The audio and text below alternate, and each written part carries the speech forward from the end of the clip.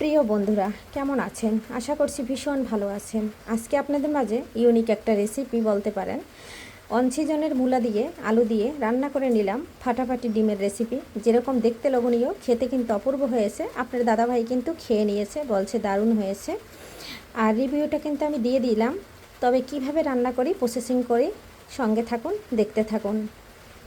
নমস্কার বন্ধুরা, সবাই কেমন আছেন? আমি পাপড়ি চলে আসলাম আপনাদের মাঝে পাপড়ি কিচেন অ্যান্ড ব্লগ থেকে। আজকে আপনাদের সাথে শেয়ার করব অন সিজনের মূলা, সেটা রান্না করব আমি। মূলাটা খুব সুন্দর করে উপর থেকে ছুলে নিয়েছি, চামড়াটা ফেলে দিয়েছি।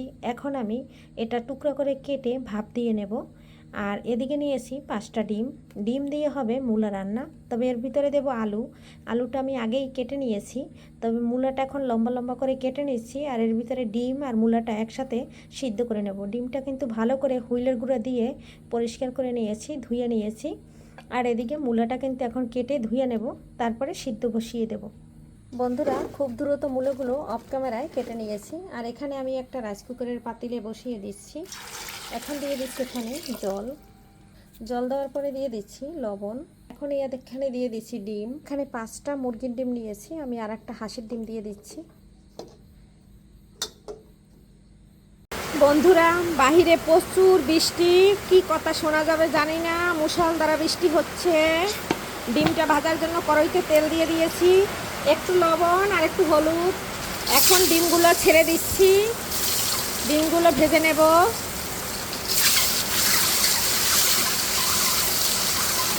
ডিমগুলো খুব সুন্দর করে লাল লাল করে ভেজে নেব।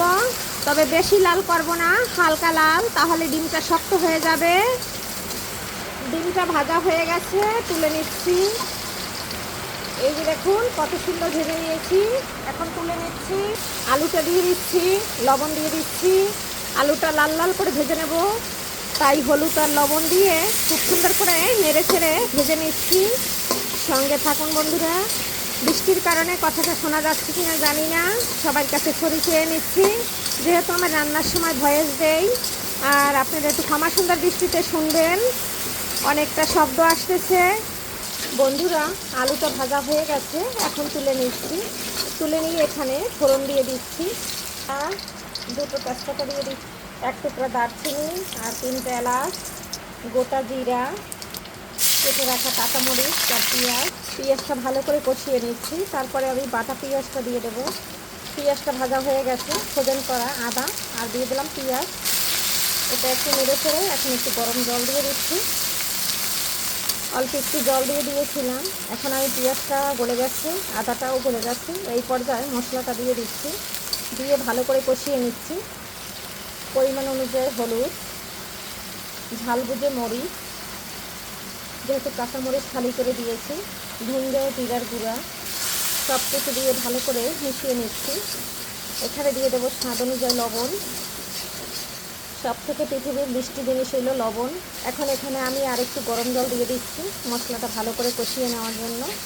আর আমি মশলা কষাতেও গরম জল দিই, এবং আমি রান্নায়ও গরম জল ব্যবহার করি সবসময়। রান্নায় গরম জল ব্যবহার করলে এর স্বাদ দ্বিগুণ বেড়ে যায়। ট্রাই করে দেখবেন যারা গরম জল ছাড়া রান্না করেন।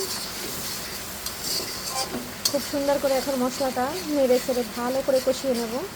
মশলা থেকে তেলটা একদম ছেড়ে দিয়েছে দেখুন। আর এদিকে মশলাটা কষানো হয়ে গেছে। এই পর্যায়ে ভাপ দেওয়া মূলাটা দিয়ে খুব সুন্দর করে নেড়ে ছেড়ে নিচ্ছি। তারপরে আলুটা দিয়ে দেবো। এখন কিন্তু ঢাকবো না, ভেজে রাখা আলুটা দিয়ে কষিয়ে নেবো, কারণ মূলাটা কিন্তু আমি একদম 80% সিদ্ধ করে নিয়েছি, যাতে মূলার থেকে কোনো গন্ধ না আসে। এখন দিয়ে আমি খুব সুন্দর করে নেড়ে ছেড়ে ভালো করে আরও 5 মিনিট কষিয়ে নেব, কিন্তু ঢাকবো না। আর আলুটাও ভাজার সময় আমার অনেকটা সিদ্ধ হয়ে গেছে, যেটু বাকি আছে এখন এটার সাথে কষাতে কষাতে হয়ে যাবে। এখানে ডিমগুলো আমি যাতে ভিতরে মশলা ঢোকে তার জন্য একটু কেটে নিচ্ছি। এই যে এভাবে কেটে নেব। বন্ধুরা, এই যে 5 মিনিট কষিয়ে নেওয়ার পরে আমার এখান থেকে তেলটা ছেড়ে দিয়েছে। এই পর্যায়ে আমি গরম জলটা দিয়ে দিচ্ছি। গরম জলটা দিয়ে আমি ডিমটা দিয়ে ঢাকনা দিব না, ডিমটা দিয়ে খুব সুন্দর করে হাই হিটে রান্না করে নেব 10 মিনিট। একটু নেড়ে ছেড়ে দিলাম।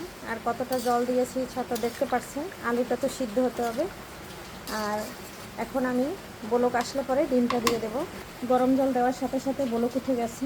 সবগুলো ডিম আমি একটা মাঝখান থেকে ফেলে দিয়ে দিয়েছি। এই যে দেখুন, এখন একটু নেড়ে ছেড়ে দিচ্ছি। আপনাদের মাঝে 10 মিনিট পরে আসতেছি। 10 মিনিট রান্না করে নিচ্ছি। বন্ধুরা, এই যে 10 মিনিট পরে চলে আসলাম।